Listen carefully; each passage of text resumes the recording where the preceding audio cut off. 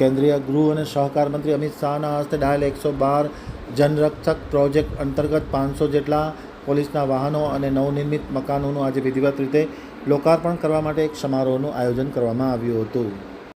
હવે ગાંધીનગર આમતક ન્યૂઝ બ્યુરોમાંથી જે કે પટેલનો એક વિસ્તૃત અહેવાલ. ડાયલ 112 જનરક્ષક પ્રોજેક્ટ અંતર્ગત નવનિર્મિત મકાનો તથા પોલીસના વાહનોનું લોકાર્પણ કરવા માટેના એક સમારોહનું આયોજન કરવામાં આવ્યું હતું. સંસદ સભ્ય અને ગાંધીનગર લોકસભા તથા કેન્દ્રીય ગૃહ અને સહકાર મંત્રી અમિત શાહના વરદ હસ્તે આ ડાયલ 112 જનરક્ષક પ્રોજેક્ટ અને નવનિર્મિત મકાનોનું તથા પોલીસના વાહનોનું લોકાર્પણ કરવામાં આવ્યું હતું.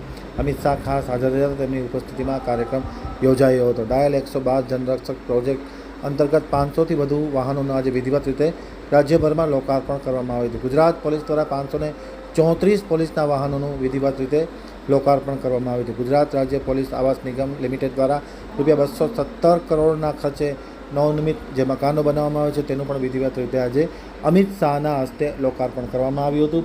આ પ્રસંગે યોજાયેલા કાર્યક્રમમાં અમિત શાહની સાથે રાજ્યના પોલીસ વડા, વિકાસ સહાય તથા અન્ય પદાધિકારીઓ, મેયર, ધારાસભ્ય વગેરે ખાસ હાજર રહ્યા હતા.